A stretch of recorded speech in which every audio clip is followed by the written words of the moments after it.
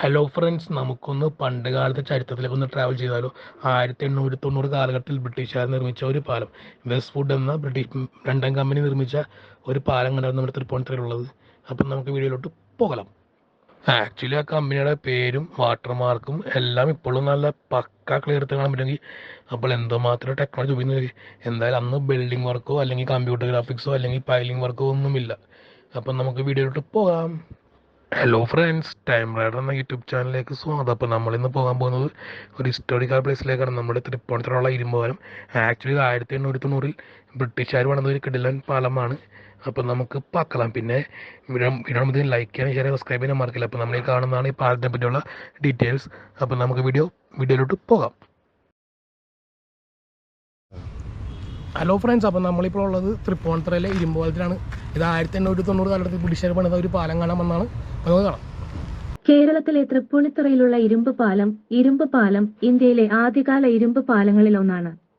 ഇന്നത്തെ കൊച്ചി നഗരസഭയുടെ ഭാഗമായ തൃപ്പൂണിത്തുറയെയും പൂണിത്തുറയെയും ബന്ധിപ്പിച്ച് പൂർണ്ണ നദിക്ക് കുറുകെയാണ് പാലം നിർമ്മിച്ചിരിക്കുന്നത്. 1890-ൽ കേരളവർമ്മ അഞ്ചാമന്റെ കാലത്ത് ബ്രിട്ടീഷുകാരാണ് ഇത് നിർമ്മിച്ചത്. ഇപ്പോഴും ഉപയോഗത്തിലുള്ള ഈ പാലം തൃപ്പൂണിത്തുറ നഗരത്തിന്റെ പൈതൃക അടയാളമായി കണക്കാക്കപ്പെടുന്നു. ഇന്ത്യയിൽ നിർമ്മാണ പ്രവർത്തനങ്ങൾക്ക് ഉപയോഗിക്കാത്ത വെൽഡിംഗ് ഇല്ലാതിരുന്ന കാലത്ത് ലണ്ടനിലെ വെസ്റ്റ്വുഡ് ബെയ്ലി എഞ്ചിനീയറിംഗ് കൺസ്ട്രക്ഷൻ കമ്പനിയാണ് പാലം നിർമ്മിച്ചത്. പാലത്തിന്റെ തൂണുകൾ കാസ്റ്റ് ഇരുമ്പ് കൊണ്ടാണ് നിർമ്മിച്ചിരിക്കുന്നത്. ഇന്നത്തെ പോലെ പൈലിംഗ് ഇല്ലാതിരുന്ന കാലത്ത് ആറ്റിൽ ഇരുമ്പ് തൂണുകൾ സ്ഥാപിച്ചിരുന്നു. പാലത്തിന്റെ ഭാഗങ്ങൾ ബ്രിട്ടനിൽ നിന്നാണ് അസംബിൾ ചെയ്തത്. തൃപ്പൂണിത്തുറ മിനി ബൈപ്പാസ് നിർമ്മിക്കുന്നതിന് മുമ്പ് മരട്, ഗാന്ധി സ്ക്വയർ എന്നിവിടങ്ങളിൽ നിന്ന് തൃപ്പൂണിത്തുറയിലേക്കും തിരിച്ചും പോകാൻ ഈ പാലത്തെയാണ് ആളുകൾ ആശ്രയിച്ചിരുന്നത്. കാൽനട യാത്രക്കാർക്ക് സുഗമമായി കടന്നുപോകുന്നതിനായി കാൽനടപ്പാലങ്ങളും പിന്നീട് ഇതിലേക്ക് ചേർത്തു.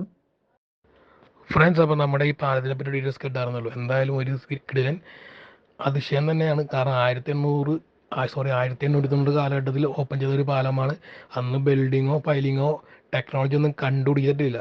എന്നിട്ട് പോലും ഇപ്പോഴും ഈ പാലം ഉപയോഗിക്കാൻ പറ്റുന്നുണ്ടെങ്കിൽ ഒന്ന് ആലോചിച്ച് നോക്കിയേ. അവരുടെ ഫിനിഷിങ് എന്നുള്ളത് കണ്ടത് പൈലിങ്ങിൽ മറ്റേ സ്ക്രൂ അങ്ങോട്ട് പഴിപ്പിച്ച് അങ്ങോട്ട് കയറ്റാണ്. അതിൻ്റെയൊക്കെ ഫിനിഷിങ് വേറെ ലെവലാണ്. എന്തായാലും അധികം നാളിന് ഈ പാലം ഉണ്ടാകാൻ തോന്നുന്നില്ല. കാരണം സൈഡിലെ ഫുട്പാത്തൊക്കെ പൊളിഞ്ഞിട്ടുണ്ട് കേട്ടോ. കണ്ട ഈ ഭാഗത്തെ ഫുട്പാത്തൊക്കെ കുറച്ച് പൊളിഞ്ഞിട്ടുണ്ട്. എന്തായാലും ഇവിടെ നിൽക്കുമ്പോൾ നല്ല സൂപ്പർ കാറ്റാണ് കേട്ടോ, അടിപൊളിയാണ്. പിന്നെ പണ്ടത്തെ നല്ല ഓർമ്മകളാണ്. ഏകദേശം ഒരു 130 മേലെ പഴക്കമുണ്ട് കേട്ടോ. 133 134 കൊല്ലോട്ടമാണ്. 1890 ഈ പാലം ഓപ്പൺ ചെയ്ത് വെച്ചത്. അപ്പം നമുക്കിനി ഈ പാലം പണിത കമ്പനിയെ പറ്റിയുള്ള ഡീറ്റെയിൽസ് കേൾക്കാം. ലണ്ടനിലെ ക്യൂബിറ്റ് ടൗണിലെ ലണ്ടൻ യാർഡ് ആസ്ഥാനമായുള്ള വിക്ടോറിയൻ എഞ്ചിനീയറിംഗ് കപ്പൽ നിർമ്മാണ കമ്പനിയായിരുന്നു വെസ്റ്റ്വുഡ് ബെയ്ലി ആൻഡ് കോ. 1856-ൽ റോബർട്ട് ബെയ്ലിയും ജോസഫ് വെസ്റ്റ്വുഡും ചേർന്നാണ് ഈ കമ്പനി സ്ഥാപിച്ചത്. മുമ്പ് ഡിച്ച്ബേണിന്റെയും മാരിസന്റെയും കപ്പൽശാലയുടെ മാനേജർമാരായിരുന്നു. 1866-ലെ സാമ്പത്തിക പ്രതിസന്ധി മൂലം ഡിമാൻഡ് ഇടിഞ്ഞതിന്റെ ഫലമായി സാമ്പത്തിക സമ്മർദ്ദത്തിന്റെയും പുനഃസംഘടനയുടെയും ഒരു കാലഘട്ടത്തിന്റെ ഫലമായി വെസ്റ്റ്വുഡും ബെയ്ലിയും London engineering and iron ship building company ലിമിറ്റഡിന്റെ മാനേജർമാരായി പ്രവർത്തിച്ചു. 1872-ൽ നിയന്ത്രണം വീണ്ടെടുക്കുന്നതുവരെ കമ്പനി അതിന്റെ ജീവിതത്തിന്റെ ഭൂരിഭാഗവും പാലങ്ങൾക്കായി ഇരുമ്പും ഉരുക്കും നിർമ്മിച്ചു. 1887-ൽ കമ്പനി സിന്ധു നദിക്ക് കുറുകെയുള്ള ലാൻസ്ഡൌൺ പാലത്തിനായി ഗർഡറുകൾ നിർമ്മിച്ചു. പിന്നീട് ലോകത്തിലെ ഏറ്റവും നീളം കൂടിയ കർക്കശമായ ഗർഡർ പാലമായിരുന്നു അത്. റോംഫോർഡ് റെയിൽവേ സ്റ്റേഷനിൽ ഇപ്പോഴും കാണാൻ കഴിയുന്ന ഒരു റെയിൽവേ നടപ്പാലം. 3 റോയൽ ആൽബർട്ട് ഡോക്കിന് മുകളിലൂടെയുള്ള 1879-ലെ സ്വിംഗ് ബ്രിഡ്ജുകൾ എന്നിവ കൂടുതൽ മിതമായ തോതിലുള്ള പ്രവർത്തനങ്ങളിൽ ഉൾപ്പെടുന്നു. ഇപ്പോൾ ഖൈബർ പുക്തൂൺഖ്വ പ്രവിശ്യയ്ക്കും പാകിസ്ഥാനി പഞ്ചാബിനുമിടയിൽ 1880-ൽ നിർമ്മിച്ച അറ്റോക് കുർദ് പാലത്തിനും കമ്പനി സംഭാവന നൽകി. ഇത് ഇപ്പോഴും ഒരു വലിയ കപ്പലിലാണ്. വിനോദസഞ്ചാരികൾക്കും ചരിത്രപ്രേമികൾക്കും ഇത് ഒരു പ്രധാന ആകർഷണമാണ്. 1893-ൽ കമ്പനി പിരിച്ചുവിടപ്പെടുകയും 1895-ൽ ബെയ്ലിയെ പാപ്പരായി പ്രഖ്യാപിക്കുകയും ചെയ്തു. 4 ജോസഫ് വെസ്റ്റ്വുഡ് നേപ്പിയർ യാർഡിൽ ജോസഫ് വെസ്റ്റ്വുഡ് ആൻഡ് കോ എന്ന പേരിൽ ബിസിനസ് തുടർന്നു. 5 ടവർ ഹാംലെറ്റ്സ് സെമിത്തേരിയിൽ അദ്ദേഹത്തിന് ഒരു വലിയ സ്മാരകമുണ്ട്. 6 നോർഫോക്കിലെ വൈമണ്ടാമിലെ റെയിൽവേ നടപ്പാലവും കമ്പനിയാണ് നിർമ്മിച്ചത്. ലണ്ടൻ യാർഡ് പിന്നീട് യാരോസ് ഏറ്റെടുത്തു. ഫ്രണ്ട്സ്, അപ്പോൾ നമ്മുടെ ഈ കമ്പനീനെ പറ്റിയും പിന്നെ ഈ പാലത്തിനെ പറ്റിയുള്ള ഡീറ്റെയിൽസ് കേട്ടായിരുന്നല്ലോ. എന്തായാലും ഒരു പ്രത്യേക വൈബ് തന്നെയാണ് കേട്ടോ. ആലോചിച്ച് നോക്കണം. അന്നത്തെ ടെക്നോളജിമാർ ശരിക്കും നല്ല രീതിയിൽ യൂട്ടിലൈസ് ചെയ്തിട്ടുണ്ട്. പണ്ട് ഇതിലെ ബസ് പോയി എന്നാണ് കേൾക്കാൻ പറ്റിയത്. ഇപ്പം എന്തായാലും ബൈക്ക് ഓത്താൻ കടത്തുന്നുള്ളൂ. എന്തായാലും വയ്യാതെ തന്നെ കംപ്ലീറ്റ്ലി ഇത് പെർമനൻ്റ്ലി ക്ലോസ്ഡ് ആവും. കാരണം ഏകദേശം 134 കൊല്ലം പഴക്കമുള്ളത് കൊണ്ട് ഇത് മിക്കവാറും ഇനി കംപ്ലീറ്റ്ലി ക്ലോസ് ചെയ്യാം. അപ്പം നമുക്കിത് ആ ഇരുമ്പ് കൊണ്ടുള്ള മറ്റേ വാട്ടർ മാർക്ക് ഇല്ല, നമ്മുടെ ഈ കമ്പനിയെ പറ്റിയുള്ള ഡീറ്റെയിൽസ് ഇത് കാണാൻ പറ്റുള്ള ബോർഡ്. അതൊരു രക്ഷയിലുണ്ട്, എന്തോ നല്ല ഫിനിഷിങ് നോക്കി.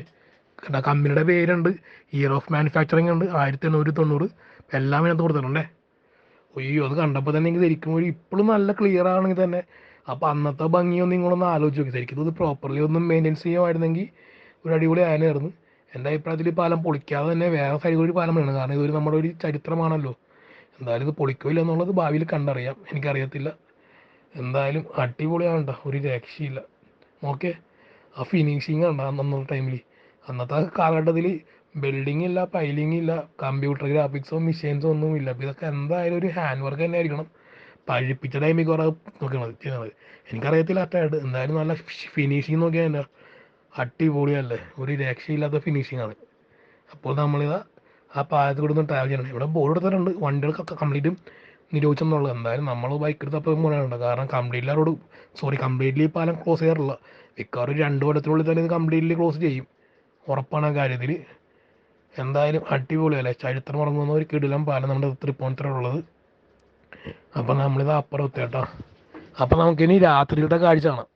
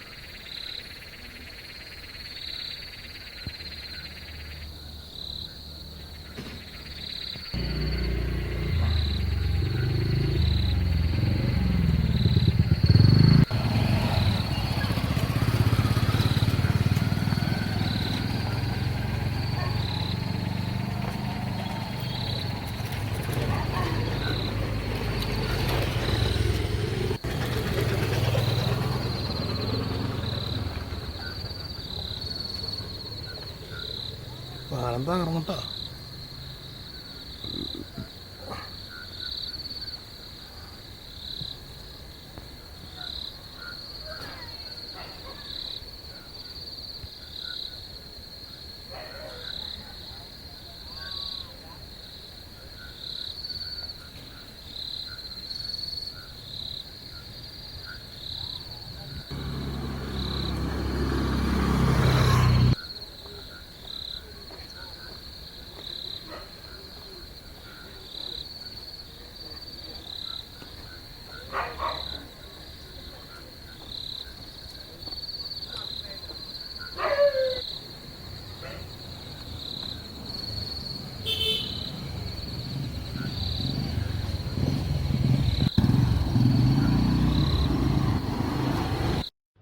ഫ്രണ്ട്സ്, അപ്പം നമ്മുടെ വീഡിയോ വൈൻഡപ്പ് ചെയ്യുവാണ്. Thanks for watching. Please don't forget to subscribe our YouTube channel.